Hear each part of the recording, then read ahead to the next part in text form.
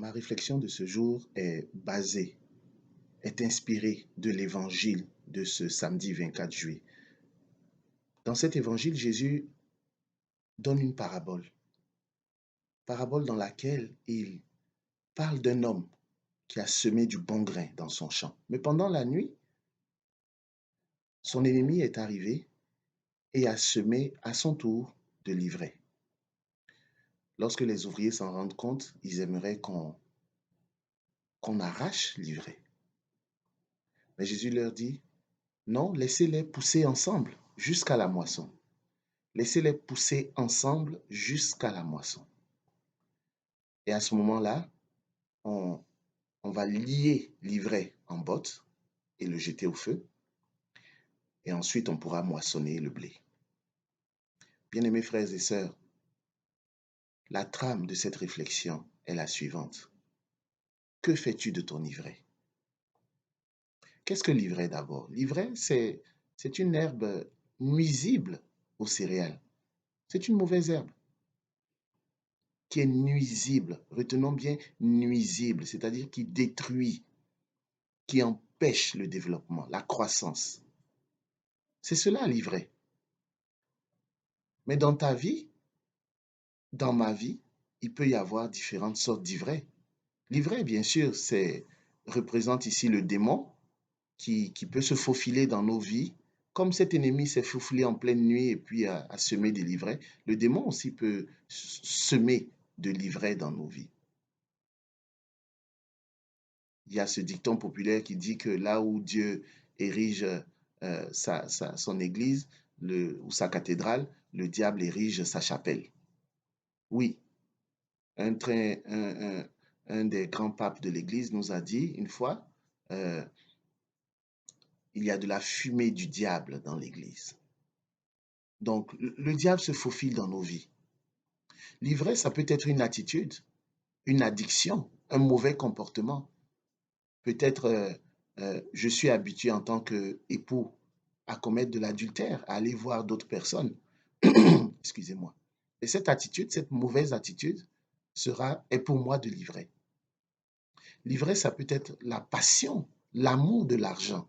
Ça peut être une chose. Je suis tellement passionné par l'argent que l'amour de l'argent remplace l'amour de Dieu et ça devient nuisible pour moi. L'ivresse, ça peut être des mauvaises pensées que j'entretiens toujours, toujours et toujours, ou des mauvaises pensées, des mauvaises paroles, des mauvaises attitudes que je subis de la part des autres. Bien-aimé, que fais-tu de ton ivraie? Ce qui est nuisible dans ta vie, il t'appartient de discerner. Vraiment, je prie pour que le Saint-Esprit nous donne la grâce du discernement, qui nous donne l'esprit de discernement, pour discerner dans nos vies, à tous, que chacun fasse cette introspection.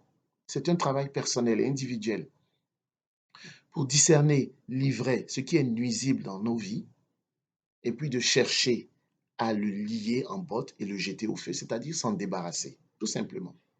Bien sûr, s'il s'agit de notre enfant, s'il s'agit d'un employeur, d'un collègue de travail, même d'un époux ou d'une épouse, nous sommes liés par une certaine relation, un contrat ou une alliance dans le cas du mariage. On ne peut pas facilement s'en débarrasser, mais il nous appartient d'inventer des stratégies pour ne plus nous laisser détruire par cet ivraie que nous avons identifié. L'ivraie est nuisible. L'ivraie dans ta vie n'est pas vrai. L'ivraie dans ta vie t'empêche d'être prêt. L'ivraie dans ta vie est nuisible. Cherche à pour unique but de te détruire, de t'empêcher de t'épanouir. Alors que Dieu nous dit dans sa parole que sa volonté pour nous, c'est que nous produisions des fruits et que nous portions des fruits et que nous en portions en abondance. Tu es appelé à à prospérer, tu es appelé à te développer, à croître.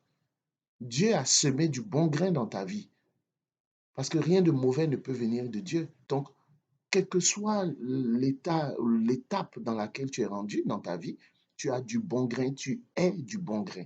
Mais des situations, des ennemis sont venus semer de l'ivraie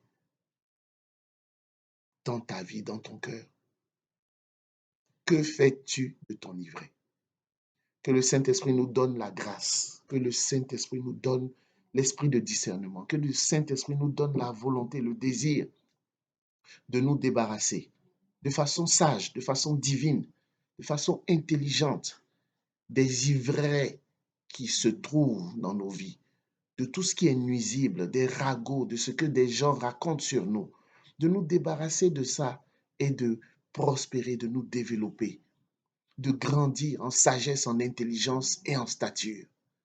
Au nom du Père et du Fils et du Saint-Esprit, ainsi soit-il. Bonne journée.